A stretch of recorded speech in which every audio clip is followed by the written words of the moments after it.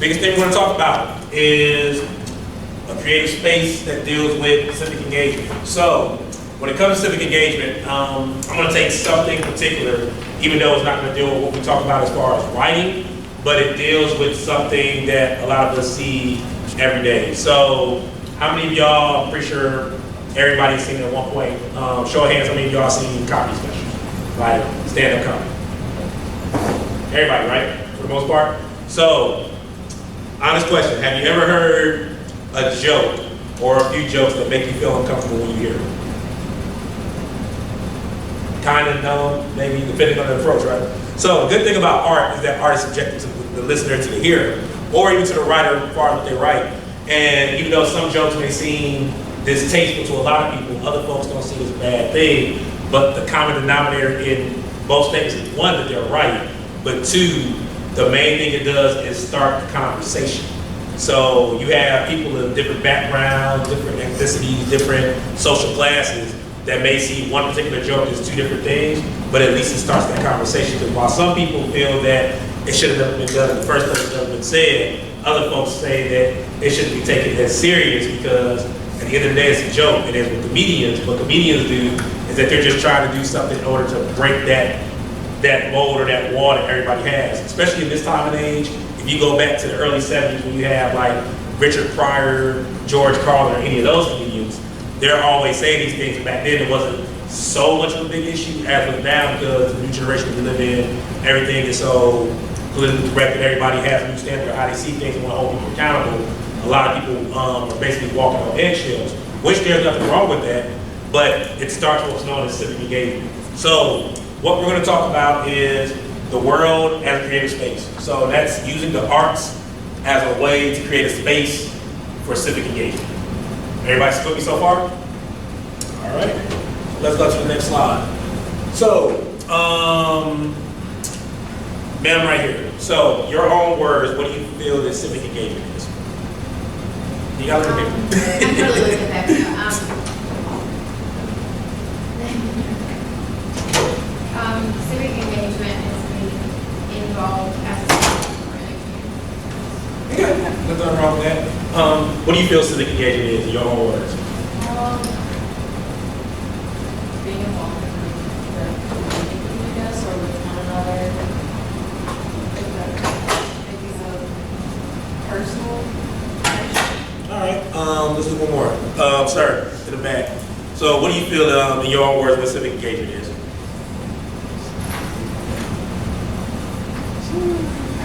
Serious, just your own words. There's no right or wrong answer.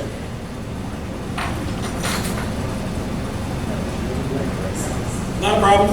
So, by definition, civic engagement involves working to make a difference in the civic life of one's community and developing a combination of knowledge, skills, values, and motivation to make that difference. It means promoting the quality of life in the community both through political and non-political processes. So, perfect example of when you do these things. So civic engagement could basically be, all right, so how many of y'all went to a party? Just a regular party, wherever it's like going to dance or anything like that.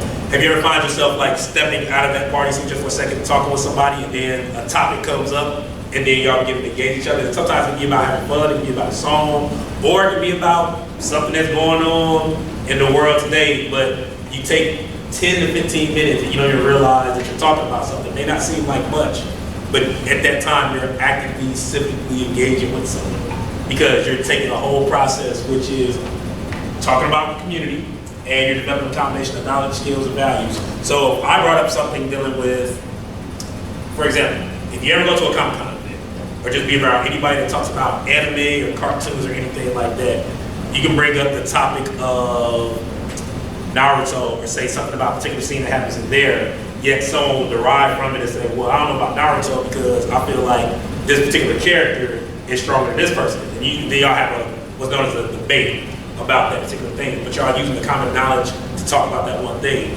That starts civic engagement. If you want to even go even further, on a more serious note, everything that's going on right now with the current state of this country, you have so many things that's getting pointed out with people And I hate to use it as an example, but I'm not gonna go too deep into it. With the president, you have a lot of people that doesn't like the rhetoric the president has because of how they feel his moral standard is, and you have the other side of people that loves what he does because they feel that he's an economic genius because of the money he's made and what he's doing for the economy. So there's people that get together and they actually have these debates in order to talk about things. And we on the outside, sometimes we want to give our opinions, but sometimes we're just sitting there and taking it all in for them. So that's civic engagement. Now, the next thing that we're going to talk about is what is art? Because art also plays a certain part into this. So, because I know you just came in, your definition of art. It's like a way to express yourself different.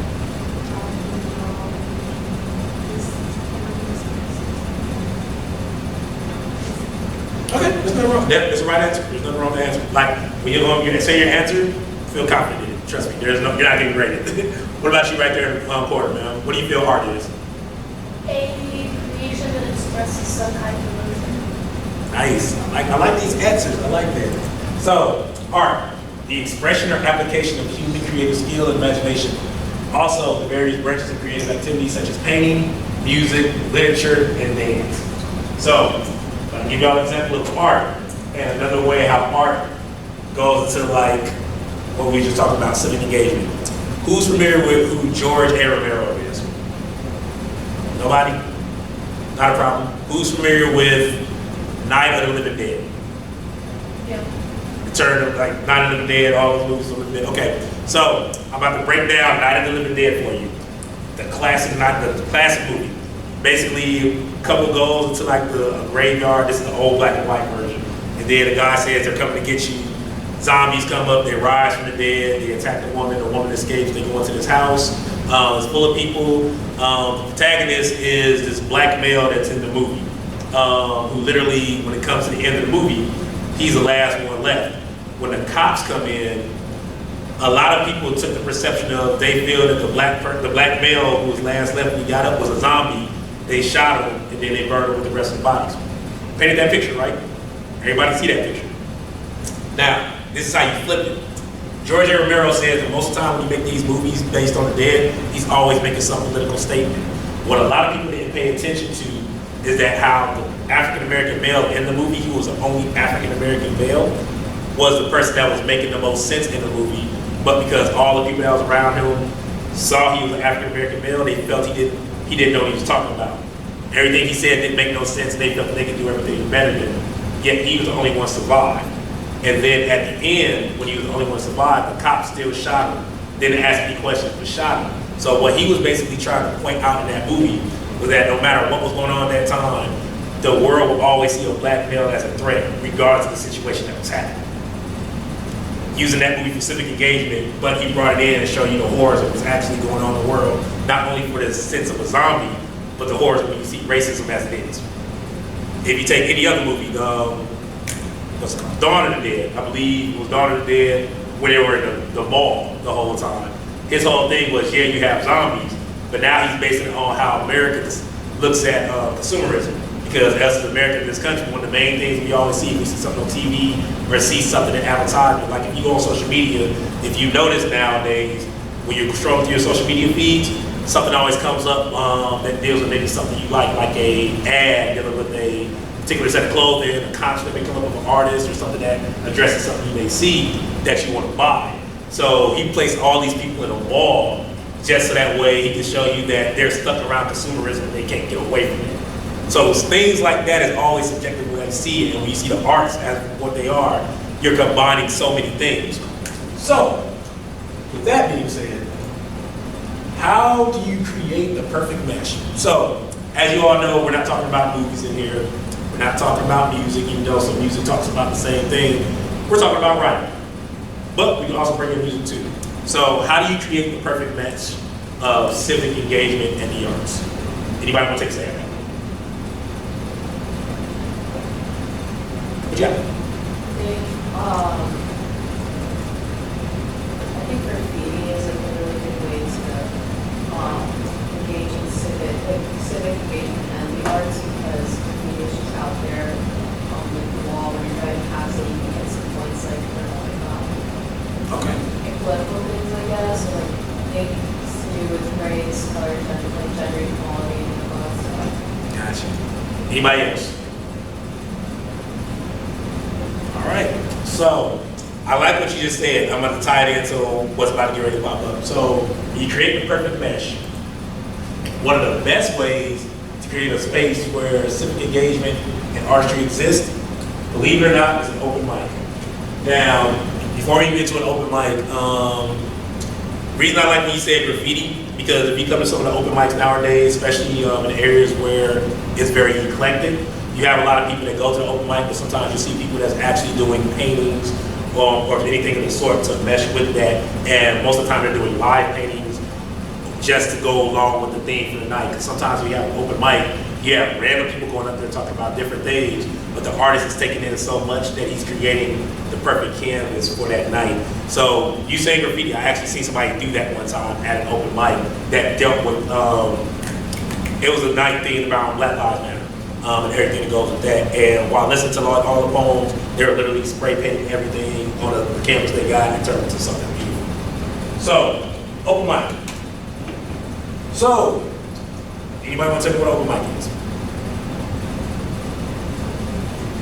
First word to come to your mind when it says open mic. First word, any word. Okay, I can't think. We'll go with that because that happens in open mics. We'll go with that. First word to come to your mind about open mic. What about Slam slam poetry? poetry. I love slam poetry. Barriers. Barriers? Is it barriers? Barriers. Okay. What about you? I say freedom of speech. Freedom of speech. Yes. It's cool. Freedom of speech. That's fine. It's fine. So, what is an open mic, you ask? So, open mic or open mic derived from the expression open microphone. It's a live show at a coffee house, nightclub, comedy club, believe it or not, strip club, institution, or club in which audience members who are amateur performers or professionals want to try out new material or plug an upcoming show and given the opportunity to perform on stage. Yeah, I had to put a picture of your with something, so that's just me. But, so, with an open mic, you literally have the opportunity to do all that. So some people take it as a way to promote themselves as far as business, but for this particular second, what I always see most of the time at a particular open mic event, you see a lot of people get up there to promote a cause. We've done an event before known as Works Not Words, and particularly that particular event was a curated open mic where we were literally taking that for the cause of helping out a friend who was diagnosed with lupus, and they didn't have the money for surgery, so we took that as a platform for civic engagement to the community in order to help fund this person's medical expenses. So when you come to an open mic, you'll normally see some people that get up there, they'll talk about certain topics. I mean, some people, when they think poetry, aside from slam poetry, you always hear roses are red, violets are blue, or something like that. Then you have some people that take that whole topic and twist the whole thing. So when it comes to open mic and how it deals with civic engagement, here are a lot of the typical things that you will hear in an open mic and how it deals with civic engagement. So, first thing is love. One thing how that deals with civic engagement, believe it or not, I'm pretty sure everybody here has been through a breakup at least once. I'm pretty sure everybody's been through a bad breakup at least once. If it was a soft breakup, I commend you, but I've never been through a soft breakup before in my life. So, you'll hear about love. And sometimes we have to deal with like being in a relationship with a significant other. Sometimes we need to love being in a relationship with somebody or something. Domestic violence, which also can coincide with that. You hear a lot of survivors talking about what they've been through and how they survived when you come to things like that in the open mic. The LGBTQ community.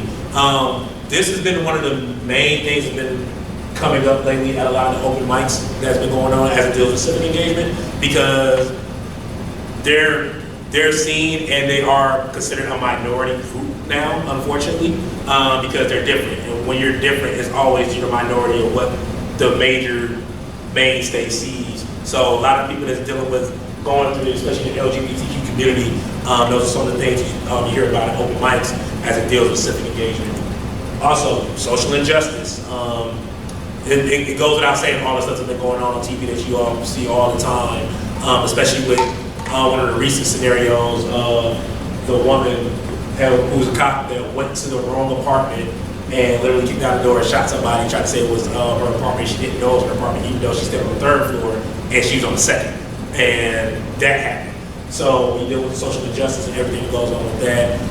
Even if it deals with what goes on in the school systems, we hear about racism, everything of that nature. When you're trying to get by, but yet there's hate crimes going on, hate groups that circling around, that comes about. Politics. I was always told never to mix religion and politics, but you get politics always involved in some way, shape, or form. And some people don't like talking about politics, believe it or not, even though it's one of the main topics of discussion. The reason being is it's hard to talk about politics when you don't know what side your friend is on, and sometimes you don't want to bring that up because you don't want to mess up that friendship. And I'm just being honest. So if you're a certain supporter of one thing, your friend's not, that's why you don't want to bring it up. And sometimes you hear about this in open mics, but people still respect that opinion for what goes on because they're using an artistic way to do it. And I just mentioned it, religion. There's a lot of people that believe in God. Some people believe in other things, but when you go to spaces like this, in civic engagement spaces, that a lot of these things you're seeing, which could be considered taboo in some sense if people don't want to talk about, the job for these civic engagement spaces is to create the space that you're able to talk about these things without being judged. So, what do you do to make sure this is a space where not only is it safe, but also a space of free speech? Because, like they talked about earlier, when you think about open mics, you think of freedom of speech, correct? So you want to feel free to say what you want to say without being judged about it, and you're able to walk out of that space without nothing happening. So one thing you can do to make artistic space a place where it's safe and also a space of free speech, make sure the host, if you're the host or you know who the host is, they have to treat the space as if it's their own home. I know that sounds weird, right? How do you make the space your own home? Like if you're just in an art space, right? Like you're just in random people, you just meet random people, and this is a space that you're only occupying temporarily. So how do you make the space your home? So things you can do to keep your space, which is your home, a safe one. What's my house look like, man? All right. So first thing, lay down house rules. If you noticed when before we started, she gave me the introduction, I laid down house rules here to make sure everybody was comfortable. So what I said, make sure everybody, I want y'all to be active, but I also want y'all to be comfortable being who you are. This is gonna be one of the scholastic approaches where I say, hey, what's this, wrong, you get an F. We're not doing that here, because you're not getting graded on any of this. That's one of the main things I did, lay the ground rules, let you know that we're gonna be active, but we're also gonna be respectful for everything we do, and I want y'all to be comfortable. So, first thing, lay down house rules. The second thing, enforce those rules. So if you're coming into a space and you're creating a space that you want people to occupy, and you say, hey, these are the ground rules, I want you to do this, this, and this, but as an artist and you being in this space, the main thing I want you to do is respect the people that touch this mic and touch this stage. If you can't do that, then this is gonna happen. And the reason I say enforce the rules is because you may have friends that don't want to follow the rules, but they think you're not gonna do nothing because you're friends. But you have to enforce those rules. The main reason, so that way, one, they know that you're being serious, and two, you're showing the respect for the person that's up here because you're opening up your home for other people, and you want them to be as safe as possible. You never want no one to come into your home feeling unsafe.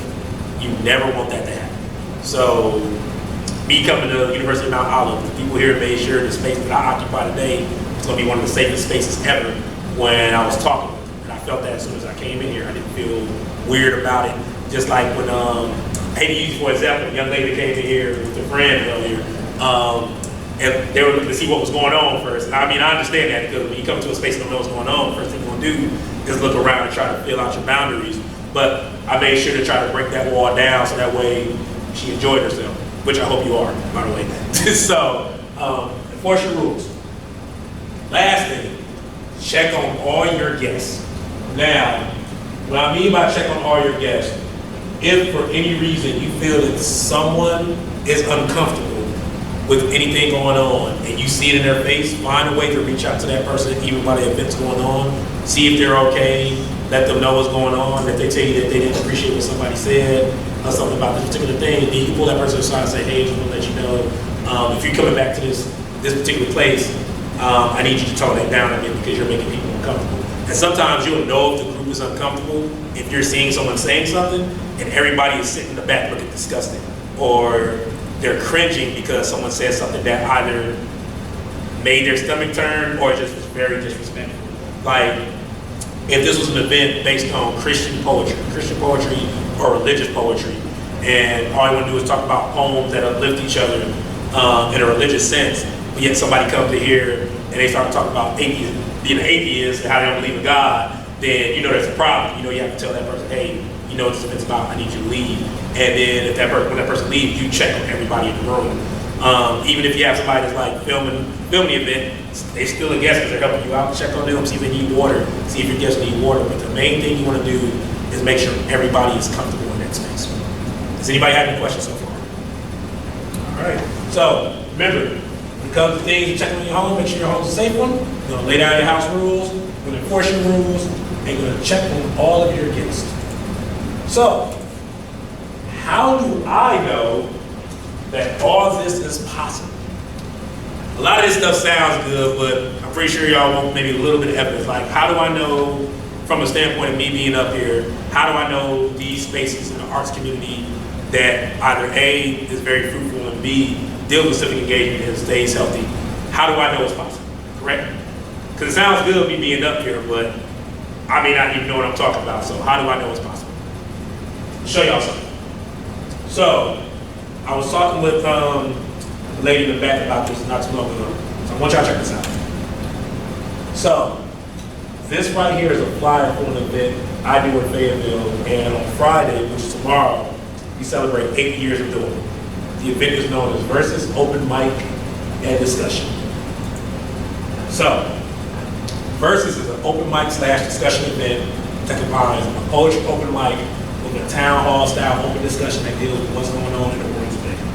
So what we do is we have an open mic list. Everybody signs up on an open mic, they do their poems, whether it deals with some of the topics that we mentioned earlier, domestic violence, LGBTQ community. Sometimes you get people up there just talk about how mad they are in the world in a funny sense, and they make a joke out of it even though they're being mad. But at a certain point in the show, we literally stop the open mic and we have an open discussion. Because let's be honest, how many people do y'all know on a regular basis have what they call Twitter fingers? The people that get on social media, they will voice their opinion, but if we were to get face to face right now, they wouldn't say nothing to you because they don't want to say nothing. But as soon as they get behind the screen, they'll lay out their whole opinion on you, say how they don't agree, say how your ideas are stupid. But then if you see them just walk around the campus like, hey, did you say something about this idea? And they don't remember none of it. I'm pretty sure y'all know people like that, right? Or met people like that. So this event gives you the opportunity to share your opinion. Now, there is never a right answer or a wrong answer, but there always is an opinion, which you can never be right or wrong about your opinion because it is your opinion. But we give people that option to talk about these things in a town hall SQ. So I can bring up a topic. Let's see. All right, so this is gonna be an example, and I want y'all to chime in, okay? All ready for the topic? All right? This is serious, in a way. So everybody know who Drake is, right?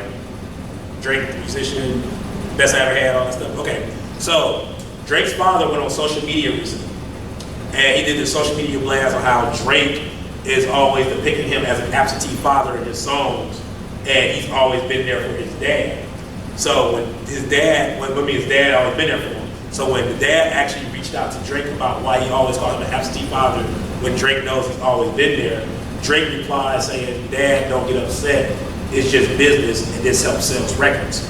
So the question I would pose to you, the audience, would be, do you think that Drake dad should let it go because they selling records, or you think they really need to address that and he's getting nipped in the bud so that way Drake isn't doing it again? What would be your thoughts on that? I think it should be nipped in the bud because for if people were finding out he was related to Drake, they were like, oh, I did that wrong. Like it affected my husband and they found out he was related. So that's why it's nipped in the bud. Okay. Anybody else want to chime in on that? Everybody think you should nip it in the bud, or you think you should just not even worry about it because it's just business?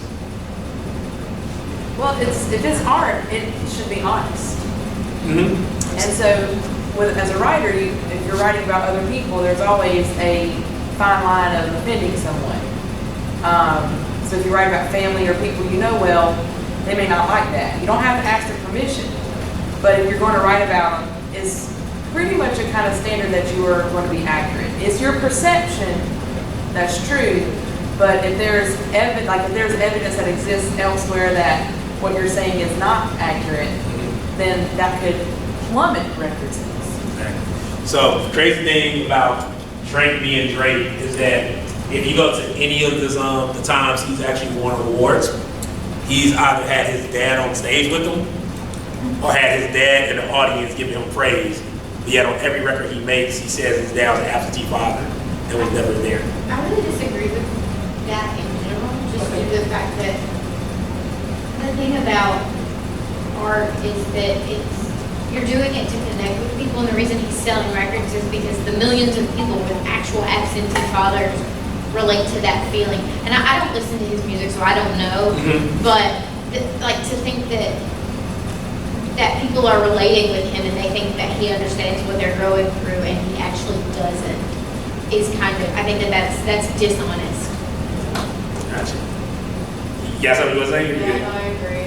I think that, yeah, because I know I have a friend that's a huge Drake fan, and he does have a dad, but he's sometimes there, sometimes not, because he's working a lot. Mm-hmm. But I don't know if I'm sure, because he knows all the facts about Drake and stuff, but I mean, I would definitely feel some type of way if I was a huge fan and I was like, oh wait, but I don't have a father that's that involved in my life. I thought you and I were kind of same or similar.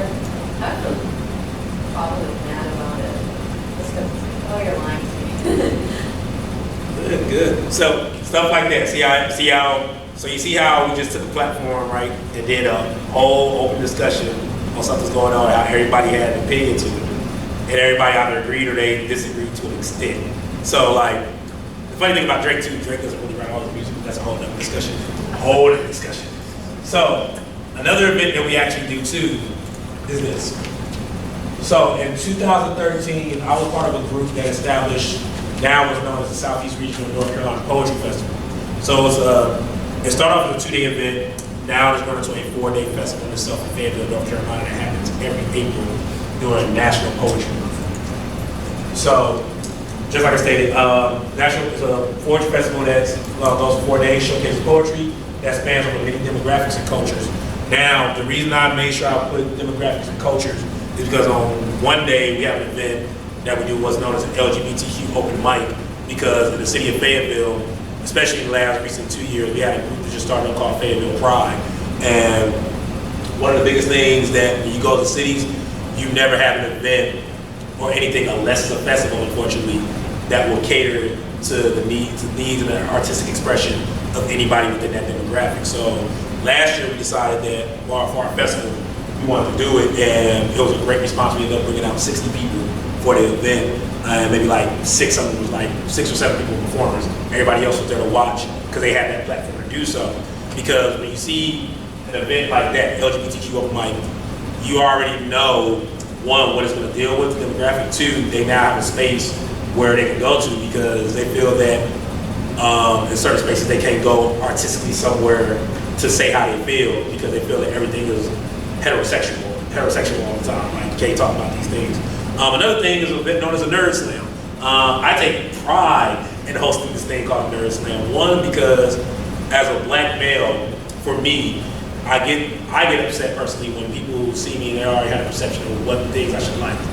I can't like anime, I can't like rock music, I can't like classical music, but I'm expected to only play video games like Madden or NBA 2K, or only listen to hip hop and R&B. I can't go outside that realm because I'm getting boxed in. So with the Nerd Slam, you literally have people with different cultures literally coming in and saying what they're nerds about. We've had people go against each other saying they know stuff about My Little Pony, Friends. I had a person do a competition and he said they did the whole Friday franchise. So that's Friday, next Friday, Friday after next, and knew everything. There was one guy that did old school Disney movies. Kid was no older than 18 years old. Did the original Walt Disney movies, the animated ones, and literally knew like the release dates, what movie theater they came out at when they first arrived, like all that stuff. And it's funny when people say you're a nerd, but when you see how much people know, it gives you a better appreciation of them. So that's stuff that we do in that festival. And it still promotes civic engagement, because now you have a room full of people that are considered one thing, but we're able to engage with each other based on one thing that we know and love.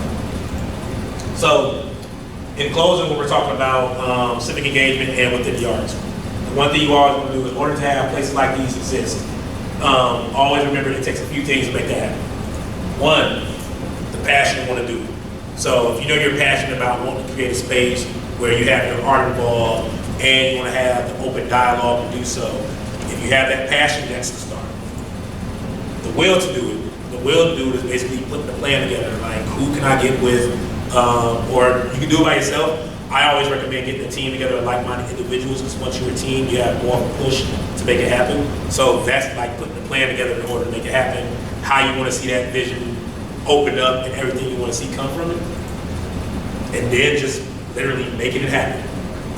You can get together with people tonight, talk about, hey, we went to this thing dealing with civic engagement in the arts. I want to do an event that's open to the arts, but I want to base it around this topic, or I want to do it based around all these topics, and we just all be there, we all mingle, have fun, be free artists, but at the same time respect each other. Just literally getting together, having the passion to do it, the will to do it, and putting the plan in motion and making it happen. So, with that being said, and this now we're dealing with what we talked about, or anything y'all want to ask me, does anybody have any questions? Whether they're dealing with civic engagement, the arts, anything. Does anybody have any questions? Yes?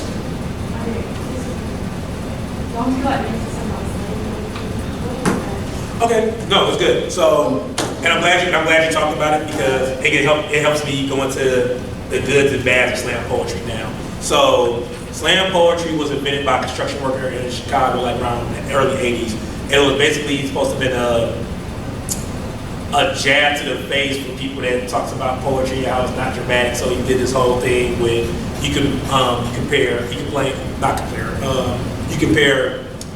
performing arts with poetry in order to make spoken word. And then you're basically getting judged by 5 random people who may not even like poetry, and it's basically like a bar game in a sense. But from there, it's grown into so much more. So like now, you have hundreds of people, maybe even thousands of people that actually do slam poetry. What they do is they compete against random individuals. They get judged by 5 random people. Their poems have to be done within a 3-minute time scale with 10-second grace period. On a normal scale, there's different types of slams. And then you're basically just trying to win something. Whether it's a spot on the team that's going to be competing at a national level, or you're trying to win a trophy, or you're trying to win money, or you're trying to win tickets somewhere. It's all like it's like a big game. Think of synchronized swimming or the high dive. You have 5 judges that judge you based on your dive, and they eliminate the lowest score and the highest score, and total eliminate 3 to get your score. There's a lot of places that like just do slam poetry. My favorite, if you go on YouTube, you can look up like poetry, and they have all the poetry. You can look up button poetry, you can look up right about now poetry, you can look up slam fine. There's a couple of sites you can look up all that stuff. When y'all say slam poetry, I thought y'all were talking about, I remember seeing like Oh no, that's battle rap. That's a whole other beast. It's still fun. Yeah.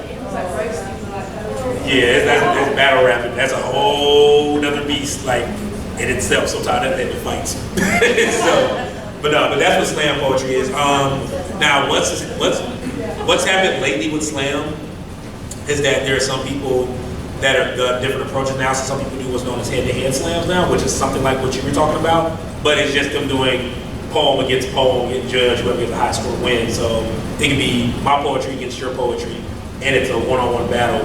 Other type of slams are team slams, youth slams, what's known as the I-whip slam, is basically 4 rounds. We have to have a 4-minute poem, a 3-minute poem, a 2-minute poem, and a 1-minute poem. That's hard in itself. There have been LGBTQ slams, a whole bunch of other stuff. It goes on for a long time. Like there's always different slams. Like we've done something before known as the worst poem slam, which basically means the lower your score, the lowest score wins. So basically, you get booed if you get a high score. You need to do a bad poem in order to win. That's how we award poems. Any other questions?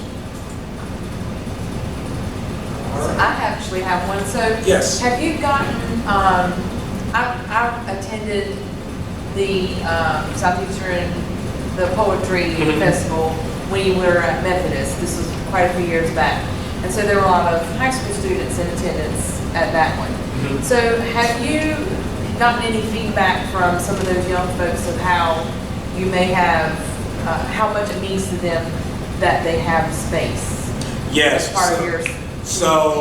So with me, and I have to mention this other person too by the name of Joe Mayo. He actually runs a slam team out of Grace Creek High School in Fayetteville. But the fact that they actually got the space now in order to do it, they're very appreciative of it because with the youth are some of the most outspoken people, period. Like me as an adult, hearing what youth talk about nowadays, I couldn't imagine going through a lot of stuff that youth went through, because some of them been through a lot.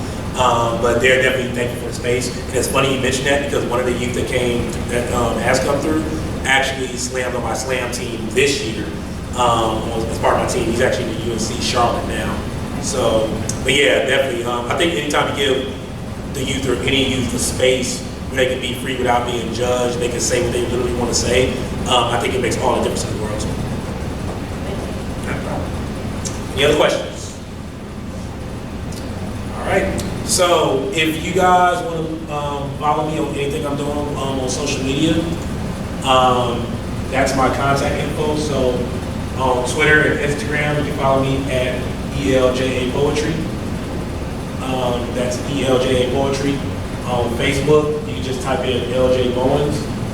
And then if you want to go to my website, it's poetry, the letter N, motion NC, vistaprintdigital.com. I believe that should be on your worksheet, y'all. If y'all can't read it, then if you got a cell phone, you can screenshot it. Whatever you need to do.